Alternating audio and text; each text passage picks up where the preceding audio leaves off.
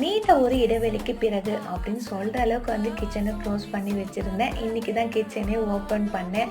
சில பல காரணங்களால அக்கா வீட்டில் நல்லா 1 வீக் டேரா போட்டாச்சு.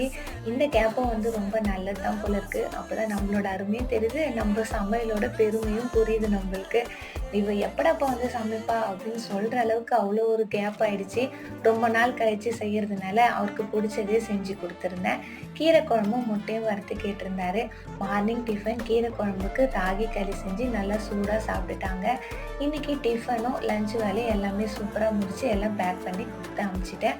எப்பவுமே ஊர்லேருந்து வந்துட்டோம்னா நம்மளுக்கு ஒரு 2-3 நாள் ஆகிடும். நம்ம வீட்டில் வந்து எல்லாத்தையும் வந்து அந்தந்த இடத்துல எடுத்து வச்சுட்டு கரெக்டாக நம்மளோட ரொட்டீன் வரத்துக்கு எப்படியோ வந்து இன்னிலேருந்து நம்ம வேலையை ஸ்டார்ட் பண்ணியாச்சு. நாளைக்கு வந்து நம்ம இன்னொரு வீடியோவில் பார்க்கலாம். உங்களுக்கு வந்து என்னோட வீடியோலாம் பிடிச்சிருந்தா மறக்காமல் சப்ஸ்கிரைப் பண்ணிக்கோங்க. பாய்.